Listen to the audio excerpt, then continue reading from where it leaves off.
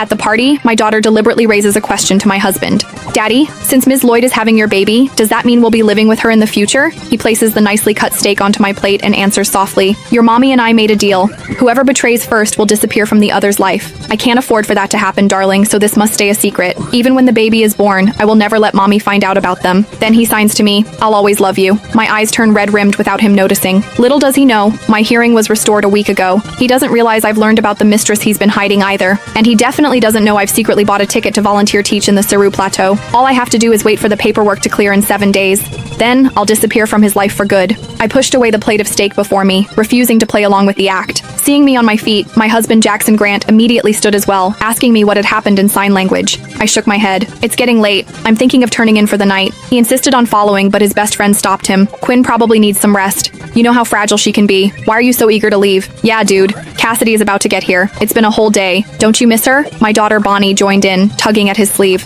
Daddy, I miss Ms. Lloyd already. Can we not leave with mommy? Panic bloomed across Jackson's face. Seeing there was no anomaly in my expression, he frowned and warned, don't say her name in front of Quinn. Why not? Mommy can't hear anyway, Bonnie countered. Her words prompted me to pin Jackson back into his chair. I can get home by myself just fine. You guys stay. I turned on my heel and walked out of the establishment's private room, not giving him a chance to argue. I had barely taken a few steps forward when I saw Cassidy Lloyd striding into the restaurant.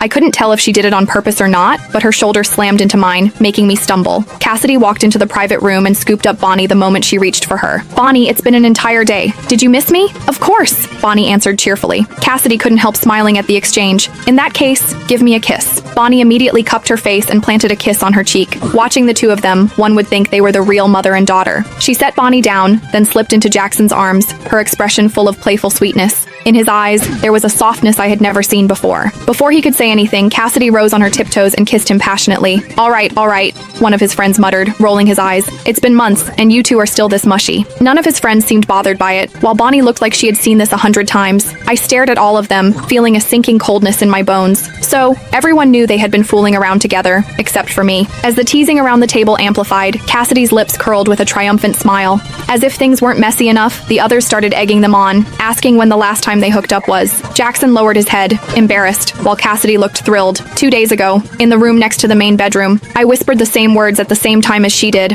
our two voices overlapping, and the whole room exploded with excitement. Some laughed, some cheered on. Jackson, my boy, you finally grew a brain. Yeah, with our status, who the hell stays loyal? As long as you hide it well, you can enjoy life. Quinn is deaf. She'll never find out. When my name came up, the smile on Jackson's face stiffened. His expression turned ice cold. Don't let this get back to Quinn. His friends didn't care at all. They simply burst into louder laughter. Bonnie chimed in loud.